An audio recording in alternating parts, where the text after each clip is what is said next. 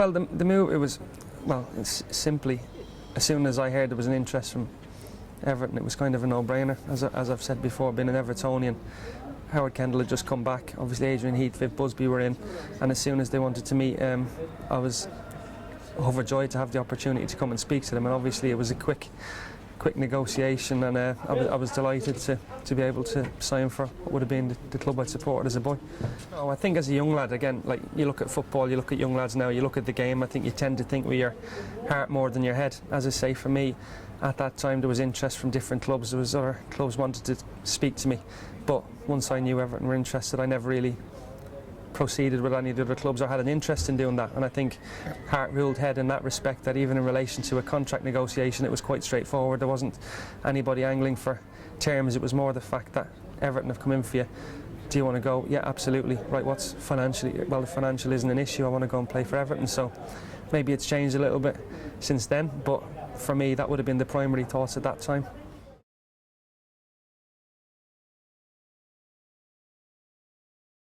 I know anytime you have interviews with footballers, the comments normally are the same. It's only the faces that kind of change, but it was a big deal for me. Home debut. Obviously, the result stands. I don't think we played particularly well. It was probably a little bit of a sort of theme of what was to follow for that season, which remains. It was a difficult season, but a game we probably should have won. But I think there was a big, obviously, media coverage at the time around Attilio Lombardo had just signed for Palace, and it was probably more geared towards that, and I think he scored on the day. So although there was lots of huff and puff, we didn't really do enough and lost, but that was the debut, as with lots of them.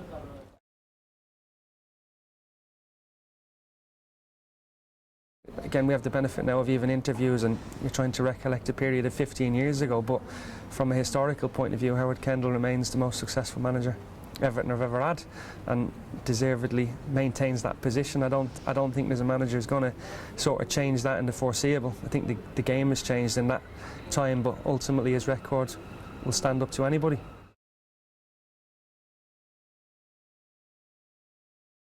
Emotionally, you think about the games and you think about the club. You don't really sit down and have a picture and go, well, hang on a second here, the last few years haven't been obviously boom times, if you like, and the team hadn't been doing well. But I think with a new manager coming back, I know it was Howard's third time, and again, like supporters, is a little bit funny because the season ends, good season, bad season. As soon as July comes back around again, the fans have forgotten about everything that's gone before, and there's like an optimism that sort of grows that you sort of can't figure out where the optimism comes from. But come August, everybody's sure they're going to finish in the top six or have a great time again. So I hadn't really given any thought to where they'd been at. It was more signing for Everton and let's worry about all the other stuff as it follows. But I think for me, I'd had 5 years at Villa. I know I've spoken before about teams that was doing well. So when you were coming into that environment, it's actually a little bit easier. Whereas I think for young players, even now, on any given day, depending on whether a team is doing well or not, you can judge that player. So although players will be judged individually for the most part, if you're coming into a team that's doing well, especially as a young lad, you're more likely to sort of do well, and you get a more positive profile on that basis than if you're in a team that's not doing well. It makes it that little bit harder for people. And I think for me, football, you can still be shone under two lights as a player.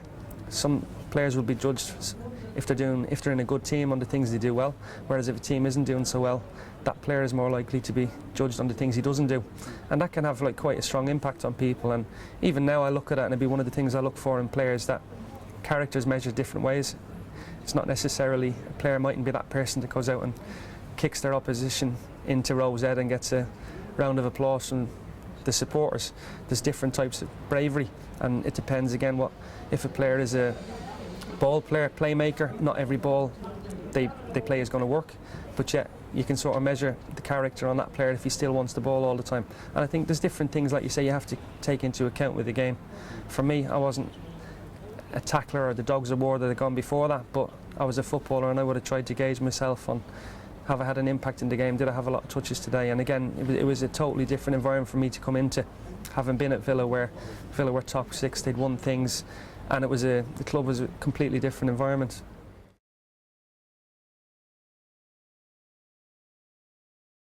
Well, Sheffield Wednesday was a disastrous game at home, wasn't it? I think we lost 3-1, yeah, which was the build up to that game had been as much about, if we beat Sheffield Wednesday at home, we're going to be more or less safe. So that, it was different types of pressure.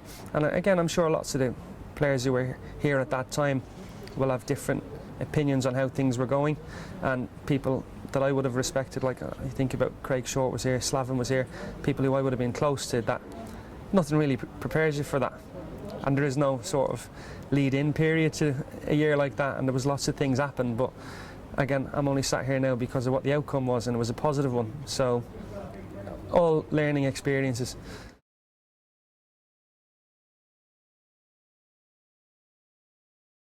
It was an incredible atmosphere, that whole day was, and I suppose it was only when I came back last year and people sort of ask you to recount it, but we stayed on the Wirral the night beforehand, and there was we trained at Belfield and then went across to the Wirral, and I think everybody was aware of the magnitude of what was going on, but as I say, the journey the next day would have been, some people would probably compare it to an FA Cup final, whereas from as soon as you left the hotel, coming into the ground, as I say, the ground would have possibly been full a lot earlier than it would have been. I know the youth team had won the FA Youth Cup, they were on the pitch, the women were on the pitch as well, so even coming out for a warm-up you had quite a strange situation where the ground felt probably full and everybody was aware of the game that was to lie ahead. And in fairness, hindsight, we sit here, but at that time, that's what I think the great allure of sport is, that nobody knew what the outcome was going to be. So it was an incredibly intense day, but again, the pressure, it was a massive thing to be a part of, and I think sometimes you can take a step back or a step forward, and it was something that I kind of relished.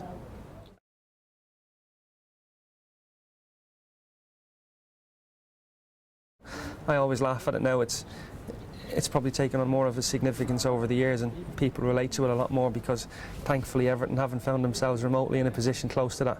But for me, I know we played Leicester at home a couple of weeks before the Sheffield Wednesday game, and I missed a chance, and I remember as a young lad I should have scored. God, 9 times out of 10, even when you still see it in your sleep, you think I know I should have scored. But the fans, it became a turning point in relation to people booing and teams not doing well, individuals are not doing well, and for me, as I say, having come from a positive, that was an incredible test of character, because when you gauge yourself on only having the ball, when you get the ball and you're getting booed, it's a different test for people. And as I say, after that particular game, you think, I wish I could just disappear. I'm going to need to play with a suit of armour on to avoid getting stick, but the outcome obviously changes that, and that's the thing that people obviously reflect on, which is great for me. But in theory, at the time, you've got you attach different memories to things that happened compared to what other people's perceptions of it would have been.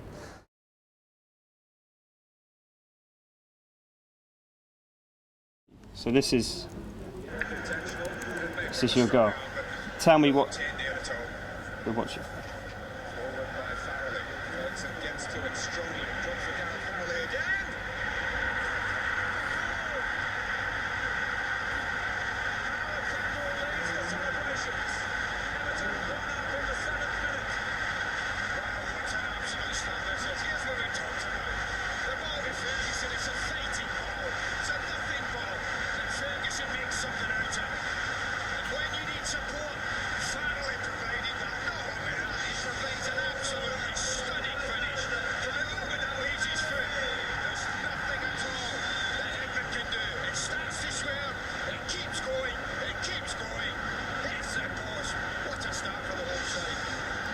I think the commentary did it justice as well. No, yeah, absolutely. You said that's the first time you've seen that for a little while. Or? Yeah, in its full entirety like that, yeah.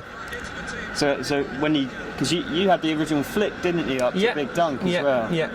And then a natural run to the centre mid. Yeah, but again, the goal, it's like you say, through the course of the year there was probably any number of shots that you think, right, this one's going to rattle in the top of the corner, and it never did. So it was, you look at days and, like you say, people recount tales, and it was just, it's something now that's obviously really, really nice to be able to look back on. Absolutely. And we also got your post-match interview. Yeah, I think this would be more so. I haven't seen this. So yeah, I dread to think. I dread to Sky Plus wasn't around in No. '98. Sky has moved on a lot since then. So you couldn't remember who you did the interview with. No. So it'd be a surprise for you to see who you did it with. It's emotion like that. It's unbelievable. I mean, the Wimbledon game was something to go through, and I thought, we'll never go through that again. Here we are today, and I think it's been blessed. We didn't know what was happening. The crowd were cheering. We didn't know what to read into it. Tremendous performance from the lads. And when Nick's missed the penalty, and then one slipped through Thomas's hand, you're thinking, here we go again. But you know, fortunately things have turned out, and let's hope we're not going through that again. Did you know what was happening at Chelsea? I didn't have a clue. I mean, you hear the crowd cheering and whatever, but you know, you take nothing for granted, and we just carry on. Hopefully, you know, things have turned out. This guy here got the first goal, and what a goal that was. Your first in the Premiership for Everton, Gareth. Yeah, it's been a long time coming during the course of the season, so it's nice to get one today, especially with the circumstances in the game. You're fairly new here. What did you experience today? Well, I don't want to go through it again, I know that. Amazing, wasn't it? The crowd were absolutely fantastic, weren't they, Dave? Have you ever seen an Everton crowd like that? Really had once or twice before, Derby game, time the Wimbledon game, but that was fantastic today. That dragged us home today, didn't watch the game. The enthusiasm was coming from them, rubbed off on the players, and you know, I'd like to think that, you know, they think the players put everything on the pitch. Unbelievable. Gareth's the man of the match, Dave. You give that to him for that goal, and well done both of you. Well done, thanks very much. Yeah, that was the. No, it's, so is it strange seeing that interview? Yeah, Can you remember doing that interview? No, not at all. No. But again, it's like you say, you look at generic, you do things, faces change, but words probably remain the same. I think it's 15 years on to look back on something like that. It's obviously quite nice, and it's great to be a part of.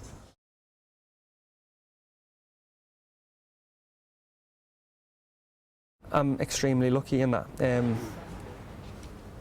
a 90% mortality rate from the illness I had, so I managed to be 10%. I made a recovery, full recovery. So in fairness, I've had 5 terrific years in many ways since then. So different to what people expect. Finished playing football, and some people think that their life is solely geared around the career they've had. But for me, that's certainly not the case. And in some ways, I'm very lucky. I enjoy my life now.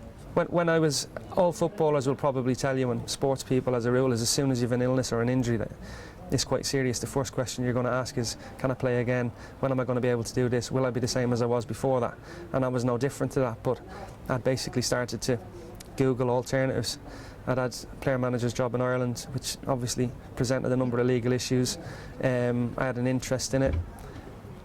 I did my rehabilitation at Preston, and then I signed non-contract from Morecambe. But I sort of got to a point where I thought, I'm not going to play in the Premier League anymore. And I think I was quite lucky that I was able to make the transition quite easily from having been a professional to not doing it anymore. And again, I think that's an issue. I look at what the former players do and the support they offer for people, and I think that's really important, because there's a misconception in the modern game for me that everyone's a legend. Well, we're not legends. I'm not a legend. I was very lucky to do something once, but like, life moves on. But for some people, that transition is a little bit more difficult, and I think the former players associations in clubs now are starting to take a more active role because of how sport is growing, and that former players were such a part of the club's history. Again, I reiterate, like, you speak to legends, you mentioned Howard, and you mentioned people that were part of the successful teams. My story is a little bit different one. My story relates to a relegation issue or a relegation fight. So I'm not a legend. I'm somebody who was lucky to do something once. Do you know what I mean? And to be called back 15 years later is quite an honour in some ways. But the former players now have a role to play in relation to that transition from retiring, the loss of certain things that go with a career, your identity being linked to it, and different things around that. So, as I say, in bringing back to your question, I was lucky that I thought, right, I've done it, I can move on to something else now. I went to Edge Hill University, and I met the people there, and in fairness, they again were terrific with me. The head of the department there, Franco Rizzuto, all the people up there made my degree very, very easy. I still had to do the work like everybody else does, I'll clarify that, but it was actually, I enjoyed something and I was able to move forward with that. Now, that's not limited to me. Stuart Ripley's done it, and he's a hugely successful sports lawyer with Brabner's, and I'm sort of on, now that I'm moving into a firm in Liverpool, my transition to that is still sort of ongoing, so it's exciting. So people will relate to different buzzes about playing football or different things, but still stimulated in relation to what I'm doing, and I think that's the massive thing. So I haven't had that sort of chasm or void by stopping playing football and not being able to do that anymore.